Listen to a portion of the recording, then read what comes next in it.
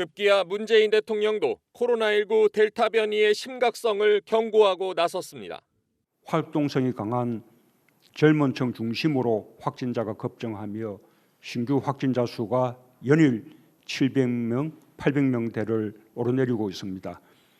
델타 변이의 국내 유입과 국내 집단 감염 사례도 늘고 있어 더욱 우려가 큽니다.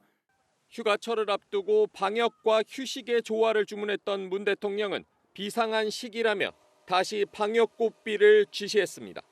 작은 구멍이라도 생긴다면 자칫 급격한 확산으로 이어질 수 있는 비상한 시기입니다. 백신 접종을 계획대로 속도감 있게 추진하면서 방역에서도 다시 긴장감을 높이고 방역의 고삐를 조여야 하겠습니다. 백신 접종 속도를 높이는 것과 동시에 당장의 확산세를 줄이기 위한 방역 당국과 지자체 간 합심도 당부했습니다.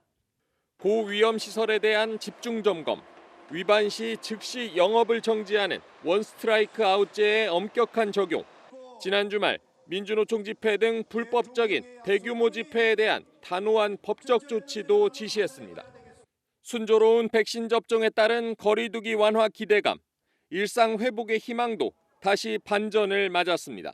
한국경제TV 정원우입니다.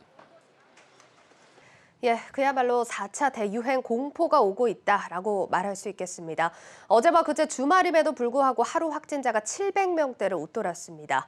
3차 대유행이 있었던 지난 1월 초 이후 반년 만에 가장 많은 수준인데 보통 주말은 검사량이 줄어서 확진자 수도 적게 나오는데 이걸 감안해도 상당한 수준입니다. 특히 신규 감염자 100명 중에 7명은 델타 변이라고 하는데 감염 속도가 상당히 빠른 것으로 알려진 만큼 그 비중이 점차 커질 수 있다는 우려도 나오고 있습니다.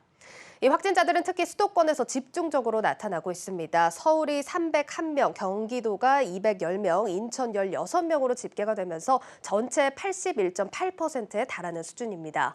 주로 어디서 감염이 됐나 확인을 해보니까 댄스 연습실과 실내 체육시설, 또 노래방과 유흥주점, 학원가나 교회 같이 집단시설 위주로 감염이 많이 발생했습니다. 거리두기 완화와 백신 인센티브 기대감으로 느슨해진 방역의식이 확산을 부추겼다, 이런 지적이 나오는데 실제 최근 주말간에 우리 국민들의 카드 이용량을 보게 되면 유흥이 26%, 여행이 14%, 음식점과 레저는 각각 7%대 증가율을 보였습니다. 상황이 이런지라 당분간 백신 접종자에게 제공되는 인센티브는 적어도 수도권에서만큼은 없을 걸로 보입니다. 수도권 접종자의 야외 노마스크 방침을 정부가 철회했죠. 또 수도권에서 밤 10시 이후 공원과 강변에서 야외 음주를 하는 것도 당분간 금지됩니다. 지금까지 현재 코로나 상황 정리해드렸습니다.